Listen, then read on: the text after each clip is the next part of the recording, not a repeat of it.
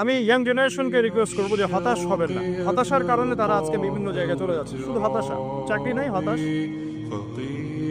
গার্লফ্রেন্ডের সাথে বনিবনা হচ্ছে না, হতাশ, তারপরে বাসা থেকে প্রেশার দেওয়া হচ্ছে, হতাশ, কবে কামাই করবি, কবে খাওয়াবি, হতাশ, চাকরি একটা ভালো রেজাল্ট হচ্ছে না, হতাশ। মানে হতাশাই কিন্তু মূল কারণ। ফ্রাস্ট্রেটেড তারা লাইফের প্রতি, যে লাইফে কিছুই করতে পারতেছে না, চারদিক থেকে প্রেশার, তখন তারা হতাশ হয়ে বিভিন্ন খারাপ পথে পা বাড়াচ্ছে।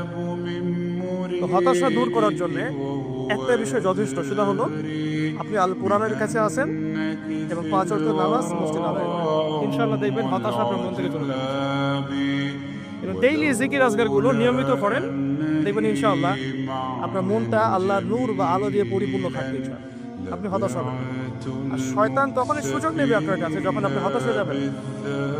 আপনি হতাশ হয়ে গেলে শয়তান আপনার কাছে সুযোগ নেবে। হতাশ হবে না, কখনো না। লা তাহজান, তুমি দুশ্চিন্তা করো না, ইন্নাল্লাহা মা'ানা, আল্লাহ আমাদের সাথে আছে। এরকম তো চারটাখানি কথা না। যখন আপনি বিপদে পড়ে একনিষ্ঠভাবে আল্লাহর প্রতি তাওয়াক্কুল করে খালি বলবেন যে হাসবি আল্লাহ ওয়া নি'মাল ওয়াকিল, আল্লাহই আমার জন্য যথেষ্ট, তিনি উত্তম কর্মবিধায়ক, আল্লাহ পাকের দায়িত্ব হয়ে যাবে আপনাকে সাহায্য করা। ইনশাআল্লাহ কোনো টেনশন করবেন না। যখনই কোনো বিপদ আপদে পড়বেন মন থেকে বলবেন হাসবি আল্লাহ ওয়া নি'মাল ওয়াকিল, অথবা হাসবুনাল্লাহ ওয়া নি'মাল ওয়াকিল। ইনশাআল্লাহ দেখবেন আল্লাহর সাহায্য নেমে আসবে। একজন আলেম একটা কথা বলেছিলেন একদিন, যে আগে মানুষ যত বেশি আল্লাহর কাছাকাছি থাকতো, আল্লাহ পাকের নুসরা মানে সাহায্য তত কাছে থাকতো।